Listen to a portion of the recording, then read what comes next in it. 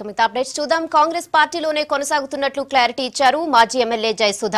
Party నుంచి suspend చేస్తారన్న వార్తలతో పీసీసీ చీఫ్ ఉత్తమ్ కుమార్ రెడ్డిని కలిశారు జయసుధ. సికింద్రాబాద్ నియోజకవర్గానికే తనను పరిమితం చేయకుండా రాష్ట్రంలో నిర్వహించే అన్ని కార్యక్రమాలకు పిలవాలని కోరారు. జయసుధ తొలగింపు వార్తల్లో నిజం లేదన్న పీసీసీ చీఫ్ ఉత్తమ్ ఆమె పార్టీలోనే కొనసాగుతారని క్లారిటీ ఇచ్చారు. జయసుధ గారు కాంగ్రెస్ పార్టీకి ఒక అసెట్ వారు, అదేవిధంగా ముందు ముందు కూడా కొనసాగుతారు. Completely rubbish. అసలు దాని గురించి ఎవరు మాట్లాడలేదు, ఎవరు అసలు అటువంటి ఆలోచన లేదు, అటువంటి ప్రపోజల్ లేదు. అటువంటి అంటే నేను టీవీ ఛానల్ చూసి నేను ఆశ్చర్యపోయినా. ఇది నథింగ్ లైక్ దట్ ఎట్లా.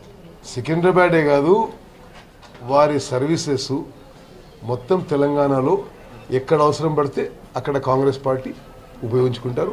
ఒక ఫిల్మ్ ఆర్టిస్ట్ వచ్చి ఒక నియోజకవర్గానికే పరిమితం కాకూడదు. సో నా సర్వీస్ పార్టీకి అంటే ప్రతి చోట నన్ను తెలుసు కాబట్టి మీరు యూజ్ చేసుకోవాలి సార్ అలా నేను చెప్పేదాన్ని. దాన్ని బట్టే ఇది జరిగింది. So I am with Congress party and డెఫినెట్గా నేను బోత్ తెలంగాణలోను ఆంధ్రప్రదేశ్లోను నేను ఎవరో అని తెలుసు కాబట్టి ఆ విధంగా నేను పార్టీకి ఉపయోగపడాలని నేను వారిని కోరుకోవడం కూడా జరిగింది.